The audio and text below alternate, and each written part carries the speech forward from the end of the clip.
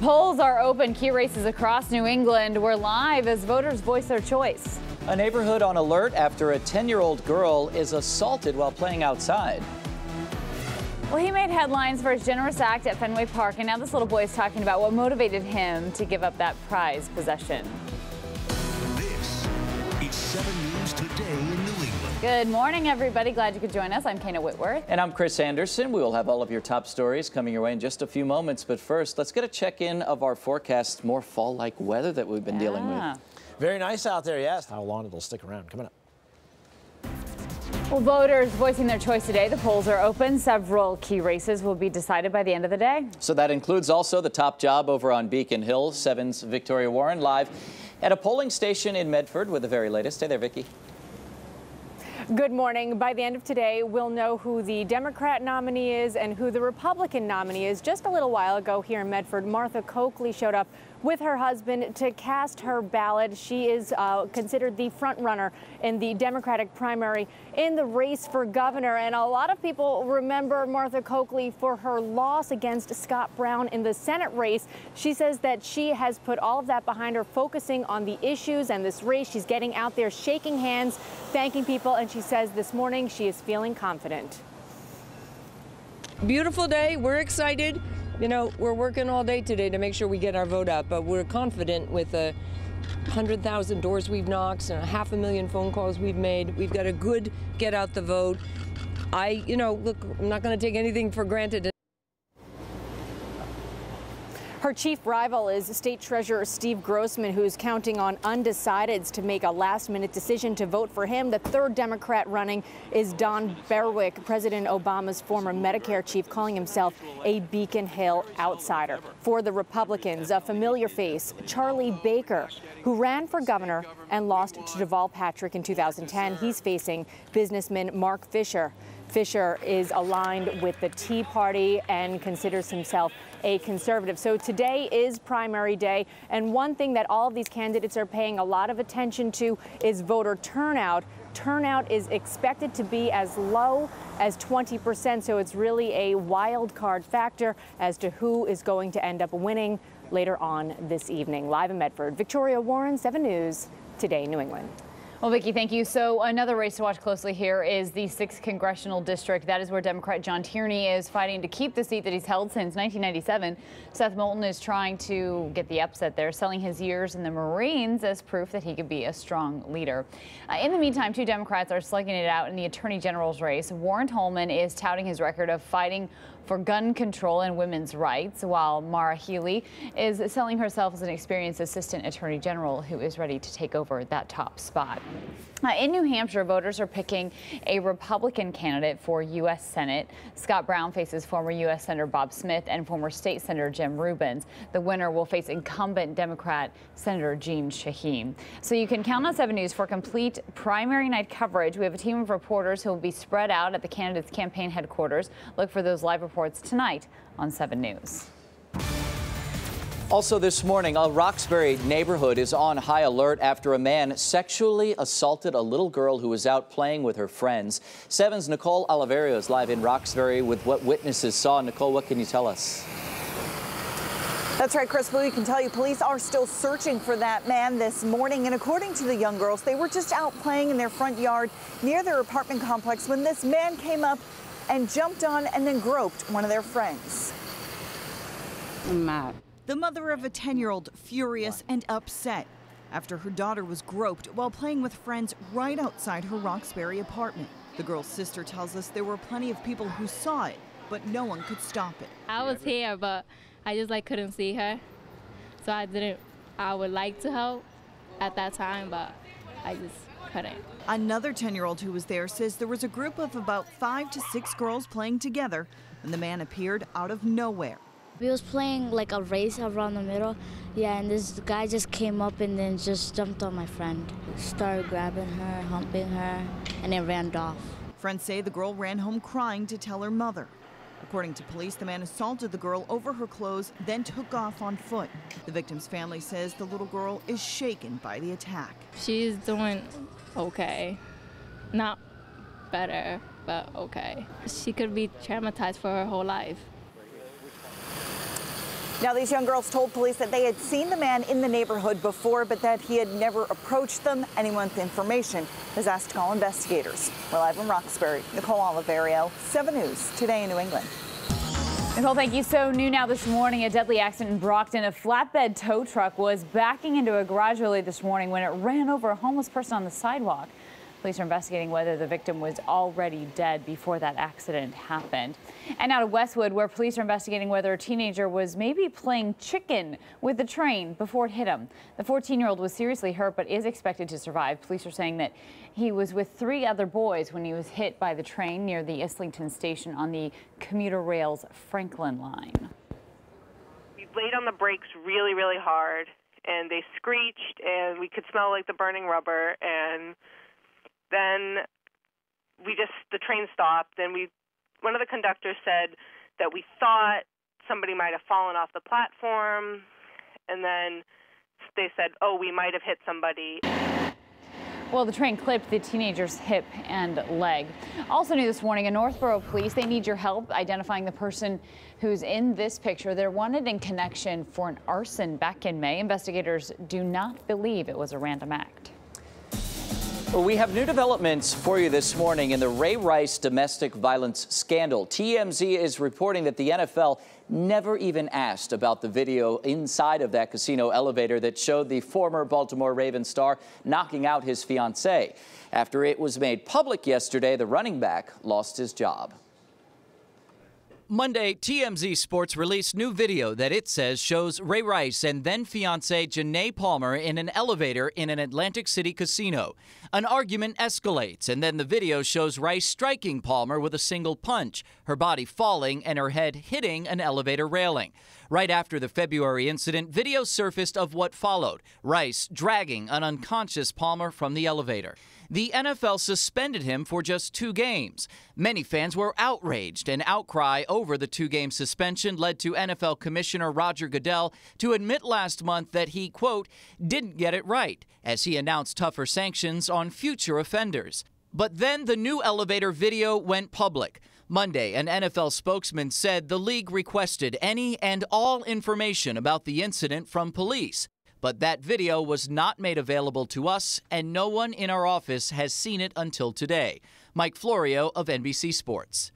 I believe the NFL didn't have the tape, but it's unbelievable that the NFL didn't get the tape. A day after a season-opening loss at home, Ravens officials say they first saw the video on Monday. When someone that you care about does wrong, you know, and is faced with the consequences of doing wrong, and rightfully so, it is tough. It is hurtful. My hope is that they can make it work. It's very unfortunate. All you can do is, man, just reflect on what happened and learn from it. And Vice President Biden weighing in as well. The Ravens did the right thing, fired him immediately. Now, you can argue they should have done it sooner, they didn't want it. Whatever the reason is, it's happening. And the White House releasing a statement now about President Obama's reaction to this controversy, saying, quote, hitting a woman is not something a real man does. And that's true whether or not an act of violence happens in the public eye or far too often behind closed doors. Stopping domestic violence is something that is bigger than football, and all of us have a responsibility to help put a stop to it. Now, Patriots players who we reached out to wouldn't discuss this issue, but many others in the league did, posting messages to Twitter condemning Rice's actions and the NFL's original decision to suspend him for only 2 games. Meanwhile, a Baltimore area restaurant is offering fans free pizza if they turn in their Ray Rice jerseys. Well, lawyers for accused killer and former Patriot tight end Aaron Hernandez are asking a judge to throw out evidence found on his cell phone. They argue detectives investigating the murder did not have the proper warrant to take the phone from their law office. Hernandez has pleaded not guilty to killing Odin Lloyd, who is dating the sister of Hernandez's fiance. A judge previously ruled police had probable cause to believe the phone contained evidence like conversations between Hernandez and Lloyd the night that he was killed. The president keeping Congress in the loop when it comes to his plans to stop ISIS. Today, he meets with White House and Senate leaders to detail his plans for targeted airstrikes in Iraq. President is not expected to commit troops to a ground war. Instead, he says he will rely heavily on allies to pitch in. The plan is also expected to target ISIS militants more aggressively. ISIS terrorists are the ones behind the beheadings of American journalists recently. New Hampshire native James Foley was killed just weeks ago in a gruesome video released by the group. Last week, Steven Sotloff, an American journalist, was also executed. Turning our attention to this Ebola outbreak now, a fourth American who contracted the virus while in Africa is coming back to the U.S. for care. The doctor who had been working at an Ebola treatment center in Sierra Leone will be treated at the same Atlanta facility where two other Americans were treated last month. In the meantime, another infected patient, a doctor from Massachusetts, is showing signs of improvement at a hospital in Nebraska. The family of Rick Sacra saying that he is reacting well to a new lower dose of experimental drug. He also was able to eat a light breakfast for the first time since being back in the United States. He contracted Ebola while doing missionary work in Liberia.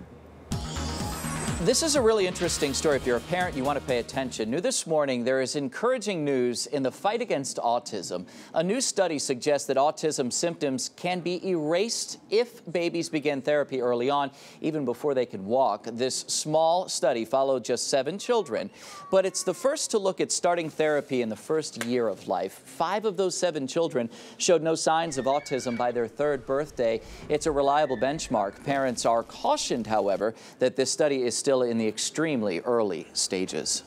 All right, well, still ahead now. The countdown is on to Apple's big announcement. The first thing that people will be looking for when CEO Tim Cook takes the stage. A lot of excitement there. And look at this state of emergency, incredible flooding as record rains hit the American Southwest. Mostly sunny skies right now. A few more clouds for the afternoon hours. Forecast up next.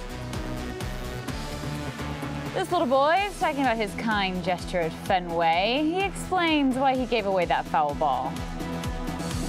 Time now for Fast Track Traffic. This has been a morning commute that just does not want to quit. Still slow traffic out of the North Shore, Route 128 southbound out of Beverly to Burlington, heading for the Turnpike. Tough go. And of course, our Turnpike is always a tough go these days.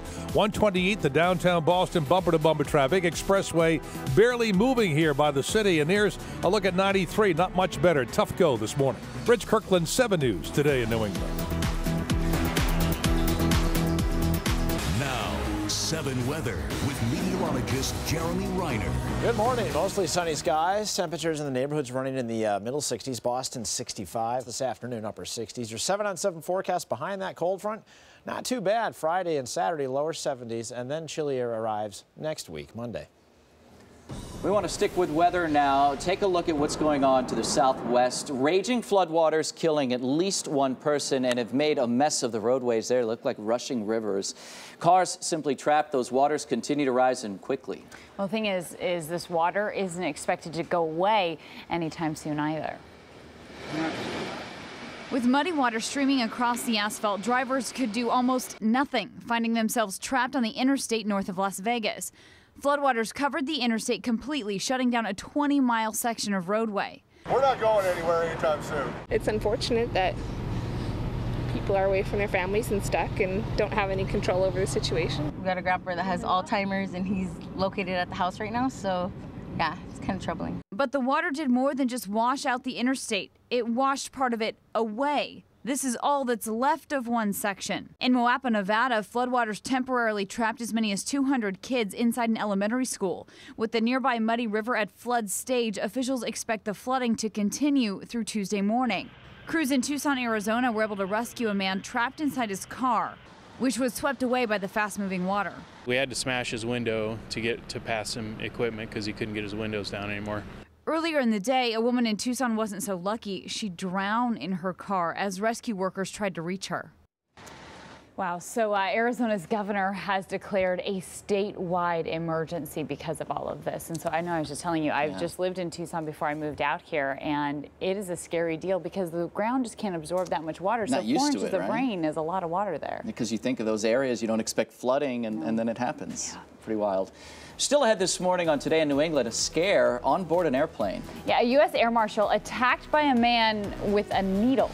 Plus, serious claims filed against a Bay State mayor. What's behind the weapons threat in Fall River?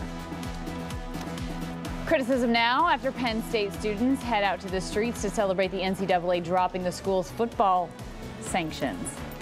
And I think just about everybody's back in school now, right? I know a lot of them started last week and even before that. Well, that means we are back in the classroom as well for our 7 News Class Act. We'd love to hear from you. Do you know a student between 6th and 12th grade who's doing something outstanding in school, in sports, maybe in the community as well? If so, please nominate them online by going to WHDH.com.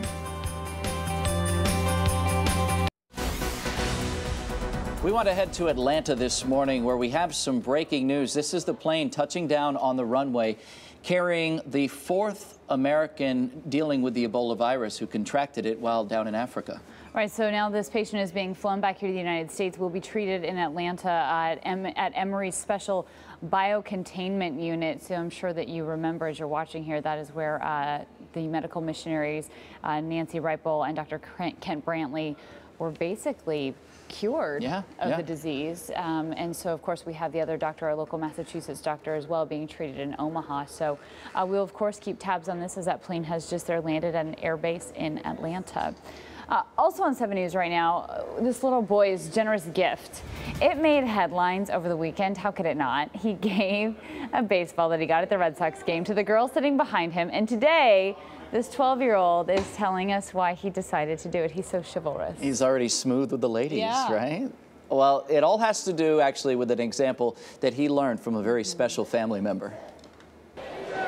It's one of those things that you may not see every day. A young fan at Fenway giving away just about the best souvenir you can get at the ballpark, a foul ball. So why did he do it? Me and my brother were talking, and we knew that we already had a lot at home, and then also earlier in the game, my sister and brother both got one, and so did I, and we thought it was the right thing to do. Ryan Gant is 12 years old. He says all he wanted to do was make that little girl happy. The fact that he's getting a lot of attention for it comes as a surprise to him. Because my grandma did that kind of thing except in a supermarket, and she didn't get any fame or anything for that. What did your grandma do? Well, somebody was in front of her in the line, and she couldn't fully pay for everything. And my grandma put it on her tab and gave it to her. And gave her grandson a life lesson that the whole world saw play out. Is it fun, what you've been going through the last few days? Have you been having a good time? Yeah, I've been having a good time, and it's a good feeling when you make somebody else happy. Oh, isn't that nice? And then we all get that good feeling when we watch such a great story. Ryan also received a gift bag from the Red Sox because of his generosity. Get this, he promptly started handing out all of the goodies that were inside of that bag to all those sitting around him. Sharing the wealth, continues to do that. Yeah, what a good kid. That's a good story. All right, still heading out. A little guy having some fun at the ballpark. So his dad catches a line drive, then he goes in for a closer look. Well, plus still plenty of buzz about the newest Royal Bundle of Joy. Some names that could be front runners for the new baby. So just hours after the Duke and Duchess of Cambridge announced they're expecting their second child, a lot of excitement, bets are already rolling in on who this new royal baby may be. Everything has to have a say, right? So one betting agency actually says the odds of Prince George being joined by a baby brother are close, just 4 to 5, and it's even money, apparently, for a baby sister. Multiple birth will win big bucks, 20 to 1 for twins and 100 to 1 for triplets. This is awful. But when it comes to names, the odds-on favorites are James, Kate's brother's name, and others include Arthur, Elizabeth, and Victoria. No Chris and Kana on that list. No, my name's never on a list anywhere. You're still our princess. Strange. Oh, so thanks for that. Still ahead, it's a scenario a lot of couples dread on their wedding day. Right, but these two, well, how a rainy I do ended up saving them a whole lot of money. Okay, so people are already camping out in anticipation of Apple's new products that are hitting the shelves. We have a live report ahead of today's big announcement coming up. It's primary day, voters heading to the polls to decide some very key races. Serious claims against the local mayor. What's behind a threat in Fall River? We're just hours away from a big announcement from Apple. What the gadget they will unveil might be. This is 7 News Today in New England. A lot of rumors will be unveiled. see if we're right. I just want my phone to keep a charge. Yes, me too. That's a simple request. Well, thanks for sticking with us this morning. It's 9:30 here on this Tuesday morning edition of Today in New England. And the second you can kind of smell and see that fall in the air, people are talking about pumpkin spice everything, JR, right, already. Exactly. Your shirt is pumpkin spice. You know, this is the second time I've been called a pumpkin today. I didn't call you a, no, I didn't call you a pumpkin. I just said you, well, what did I? I don't recall what I called Smell you. like a pumpkin. Yes, okay, I did say that. Right now, Boston 66, Beverly at 64. Bedford at 63. I'm learning as we go, but I'm a slow learner. We do have mostly sunny skies, some clouds off of Long Island moving up through southeast Mass during the morning hours. It's a nice fall day, late summer day, mix of clouds and sunshine, upper 60s at the coast, low to mid 70s farther inland. Let's check out some of the day's top stories. Today, again, is primary day here in Massachusetts. Big day for voters in an especially tight race for governor on the Democratic side, particularly, where Attorney General Martha Coakley was voting this morning at the West Medford Fire Station just a few moments ago, in fact. State Treasurer Stephen Grossman getting out, casting his vote at Bigelow Middle School in Newton this morning. And Dr. Donald Berwick hit the polls at the Hyde Park Community Center in Newton before heading out for some last-minute campaigning. Meanwhile, Republican frontrunner Charlie Baker is in the polls in Swampscott. That's where he cast his vote. Polls are open until 8 o'clock this evening. Investigators trying still to determine if a teenager was playing a game of chicken with a train before it hit him. It was on the Franklin line in Westwood. Police say this 14-year-old suffered serious injuries but is expected to survive. And TMZ says the NFL never even asked to see the video from inside of a New Jersey casino elevator that clearly shows former Ravens running back Ray Rice knocking out his then fiancée. The website posted this video Monday. Rice, who was originally suspended by the NFL for 2 games, has now been released by Baltimore. The league then suspended him indefinitely. New this morning, dozens of people camping outside of a New York City Apple store overnight. They've been there for days. It's all in anticipation of today's big event, and there's plenty of speculation. Will we see a new iPhone? Maybe even an iWatch? Perhaps. NBC's Jennifer Bjorklund is live in Cupertino, California. The rumor mill has definitely been spinning, Jennifer. Yeah, Chris Kana has been working overtime, as have the workers constructing this big giant white box outside of where the announcement will be taking place. It's shrouded in mystery. There's so much hype, and it is a lot of hype, even for Apple. Apple's invitation to the event reads, "Wish we could say more," but they're saying plenty with not just the venue, where Steve Jobs introduced the Macintosh 30 years ago, but what they've constructed there. Observers calling this Apple's big white box. If all the rumors hold up, I think this could be Apple's best product launch in 25 years.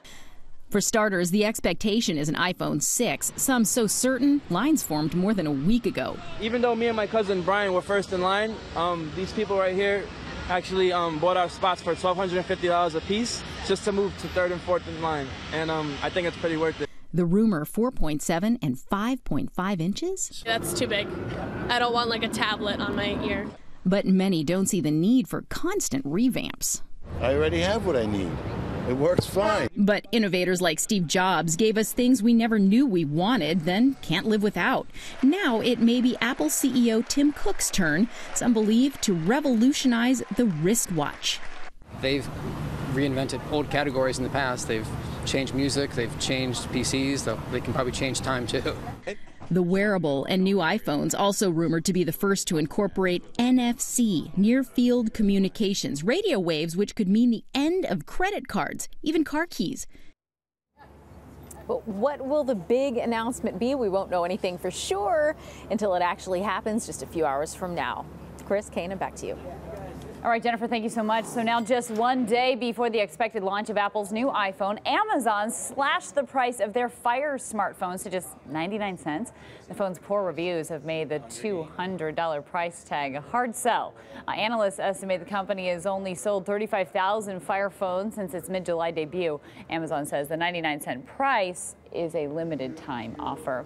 And in more news today, 1 of 3 suspects arrested in the killing of a pizza delivery man in Hyde Park is now admitting guilt. Just as jury selection was set to begin, 21-year-old Yamile Mathurin entered a guilty plea. She pleaded guilty to a lesser charge of manslaughter instead of murder. Rochelle Nova was stabbed 16 times in September of 2010 when he arrived at a home to deliver pizza. Police say After the crime, his killers took his money, car, and pizza. 2 young men have also been charged with murder. The jury selection in their trials is set to begin. New this morning, a Fall River city councilor says that the mayor there, William Flanagan, used a gun to intimidate him. It happened during a late-night meeting, and it's a charge that the mayor is denying. Councilor Jazel Correa says that the mayor, Mayor Flanagan, asked to meet with him after midnight to discuss why Correa signed a petition. Well, that petition called for the mayor to be removed from office. Correa says the mayor and 2 other men did meet him in the parking lot, and that's when he says the mayor pulled out a gun. He took out his firearm and said, "I never leave my house without this." And at that point, now you have a gun involved in a situation where I'm outnumbered, where there's a lot of pressure on me. Politics is a very dirty game, but I'm going to continue to do my job as mayor. We do have more from the mayor. Mayor Flanagan says he showed him the weapon because the councilor simply asked about ways to protect himself. No charges have been filed in this case. Okay, now to a very bizarre story here today. A scare aboard a plane headed from Nigeria to the United States. An air marshal was attacked by a man with a needle, and officials say it could be a clue that something bigger is in the works. The federal air marshal was preparing to board a plane working a shift from Lagos, Nigeria to Houston when a man stabbed him with a syringe. The air marshal was able to remove the needle, stored it in ice, and continued on the flight. An FBI spokesperson said the victim did not exhibit any signs of illness during the flight and was transported to a hospital upon landing for further testing. None of the testing conducted has indicated a danger to other passengers. Clearly, it was an attack. But why? Homeland Security experts say the answer lies in whatever was in the syringe. Was it something intended to just harm that individual who they certainly probably thought was an American? They may or may not have known he was a U.S. Marshal. Or was it something that is contagious that they hope to then spread to the United States? With the 13th anniversary of 9/11 just days away, law enforcement sources say they're concerned about possible terrorist connections and wonder if this was a test for something bigger. It may have had nothing in it. It may have just been sailing solution, but it's a dry run to see how easily this could be done on someone else. Well, so this morning, the air marshal is still in quarantine in Houston. A new Dutch report shedding some light on the downing of Malaysia airliner that went down over Ukraine in July. Dutch aviation investigators say that Flight 17 broke apart in the air after being hit by what they're calling a burst of high-energy objects. The report goes on to say the crash was not caused by a technical malfunction or by the crew. Nearly 300 people were killed when that plane went down. The NCAA has removed a postseason ban given to Penn State's football program. The ban came in the wake of the sex abuse scandal involving retired defensive coordinator Jerry Sandusky. The reinstatement was announced Monday, and it takes effect immediately. Penn State was in the middle of a 4-year ban after the NCAA ruled the university mishandled the investigation involving Sandusky. And fire damages a wooden roller coaster in Southern California. Dramatic pictures show the flames and smoke shooting from a ride at Six Flags. Luckily, the park was closed. Nobody was hurt. Workers had been overhauling the ride at the time. If you shop at Home Depot, you need to pay attention to this story. There are new details now in the Home Depot data breach. The home store giant says that breach could affect people who shopped at the stores throughout the United States and Canada as well as far back as April. It's a long time here. The company confirms credits, customers' credit cards, and debit cards information could have been stolen as a result. Home Depot says there is no evidence PIN numbers were compromised. The company is now offering a free credit monitoring service to all of its customers. Should definitely take them up on that. I know my parents frequent Home Depot basically every Saturday. Yeah, that's their... Sometimes they've even been in there and they're closed. They're closed. I hope they don't still go in. Please don't. Please leave Home Depot. All right, still ahead here. A local father recovering after being struck by lightning. Amazing story. We'll tell you what he remembers about the moment he was hit and how the ordeal has changed his outlook on life. Plus, celebrating mediocrity. Why fans of a fourth-place baseball team are cashing in after a milestone win. And we do have a mix of clouds and sunshine for the day. Midweek forecast up next. Well, this Oklahoma City couple actually wanted rain on their wedding day because for them, it meant free wedding rings. What? The promotion that their local jeweler, excuse me, I can't say jeweler to save my life. Anyway, they were running this campaign. It was called the Pray for Rain campaign. And if more than an inch of rain fell on their wedding day, the jewelry was on the house. That's the Well, they were happy to free jewelry. Yeah. I think this was nerves. And my mom had texted me and said, look at the rain gauge. So there's only been one other day this year that it has rained or snowed an inch or more on one of the jeweler's customers' wedding days. So congratulations to them. That's great. Yeah, and congratulations to the jewelry store. I'm sure got insurance to pay out all of the jewelry they gave away. That's the hope. Plus, isn't rain on your wedding day supposed to be good luck? I had a squall line.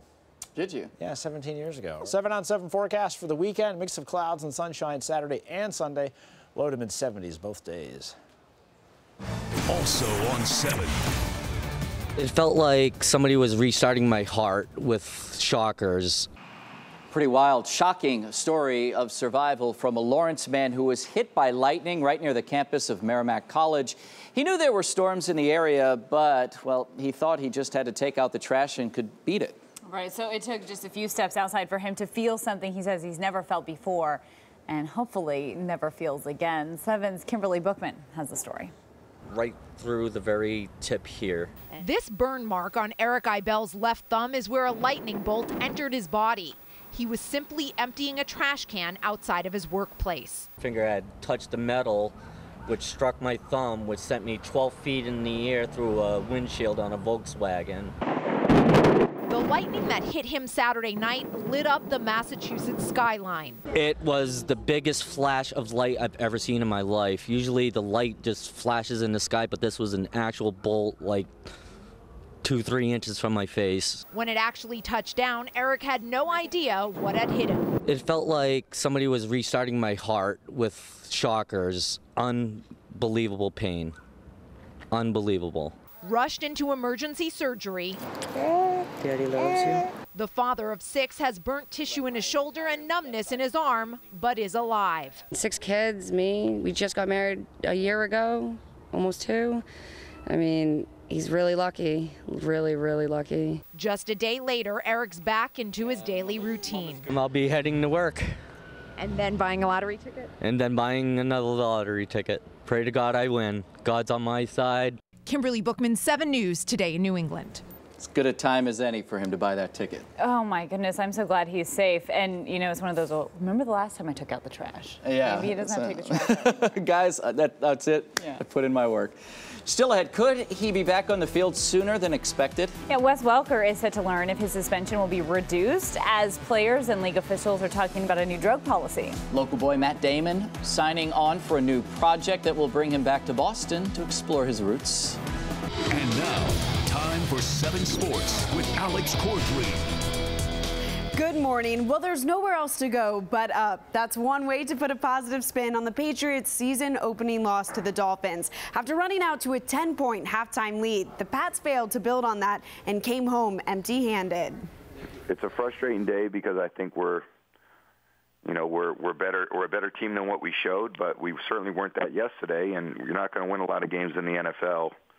You know, just the way that we played there in the second half. It's never a happy meeting room after a loss, so there's no panic. You know, watch the film, correct what we need to correct it, and try to move on. First game of the season, we can't make that affect the rest of the season. We still got a lot of football to be played. Joe Kelly and the Red Sox taking on the Orioles at Fenway. Top 2 runners on the corners for Steve Pearce, who serves one into shallow center. Ball drops in front of Mookie Betts. Nelson Cruz scores on the plays. Orioles with a 1-0 lead. It would stay that way into the 6th. Ryan Flaherty with the ground ball to first. Mike Napoli goes to second. The throw from Xander Bogaerts into the dirt with Joe Kelly covering. Ball gets away. 2 runners come in to score, and Bogaerts charged with the air. Baltimore up 3-zip. Top 7, Kelly still on the hill. Adam Jones with the fly ball to left. Jonas Cespedes runs under it but can't make the catch. The air leads to the Orioles' 4th run of the night, and Sox lose 4-0. The Red Sox 2015 schedule is out. They open on the road in Philadelphia against the Phillies. I'm Alex Cordry, and have a great day. Well, NFL officials and its players union are voting today on the league's long-delayed drug testing policy. The new policy could include changes in punishments for DUI arrests, marijuana rules, and amphetamine use. Any changes could have an impact on a number of high-profile positions, including, and suspensions, by the way, including Broncos receiver Wes Welker. They're not going to be making the playoffs anytime soon, but that doesn't mean their fans have nothing to celebrate. The Houston Astros won their 63rd game of the season on Sunday. That means some fans get free furniture. $4 million worth of furniture for a fourth-place team. There's a furniture salesman known as Mattress Mac. That's his nickname. And he bet that the team wouldn't win more than 62 games this year. They hadn't topped 60 wins since 2010. Well, snacks must be hard to come by at the ballpark in Seattle. This young fan was caught gnawing on the foul ball that Dad caught. Ew. Maybe it seems like a good substitute for a teething ring. Either way, it gives new meaning to the term spitball, which is illegal. Did you come up with that one yourself? I didn't, so, but that's a bad sign. The producer must, my bad humor must be rubbing off on him. I actually think that's kind of cute, but I have a feeling that Mom didn't. Yeah, she's like, do you know where that ball has been? Yeah. All right, still ahead here. Who are you gonna call? A former Ghostbuster suggesting some ladies who he thinks would be a good fit for the new film in the works. Hey, anybody see a ghost? Hey, it's time for The Buzz on your Tuesday morning, and actor Matt Damon returning to his Boston roots for a new movie. Damon's playing a plumber who lives right here in Boston for the film called Manchester by the Sea. According to The Hollywood Reporter, Damon's character is forced to return home when his brother passes away. Well, once there, he takes care of his 16-year-old nephew while dealing with some issues from a past tragedy. So Daniel Craig apparently better watch his back because Denzel Washington is, yes, I'm going to say it, gunning for his license to kill. The deal is, the Oscar winner says he would love to be the next James Bond. In fact, he asked the internet to help him scratch 007 off his bucket list. Didn't take long for Denzel as James Bond to explode on Twitter. I think he'd be a good James Bond, actually. Yeah, he's done it all, so if that's on his list, let's get it done. Melissa McCarthy topping the list of actresses who might fit in a rumored all-female Ghostbusters movie. Original Ghostbuster Bill Murray says he'd love to see McCarthy in the film. He'd also like to see Kristen Wiig, Linda Cardellini, and Emma Stone putting on these proton packs to fight Slimer and company. Oh, that's so funny. And Melissa McCarthy is hilarious. I would love her as a choice. So is Kristen Wiig. I like that they're going with the funny. Tackle all the ghosts and the forces of evil and I do, or send them back to tell them jokes till they just came out of the walls. Right, exactly. The Stay Puft Marshmallow Man, though, he got taken down, but maybe he'll reinvent himself and come back. Mostly sunny skies this morning. A few more clouds this afternoon. Low 70s today and again tomorrow. All right, and there's more of the Today Show straight ahead. Thanks for joining us. I'm Chris Anderson. I'm Kana Whitworth. We'll see you at noon.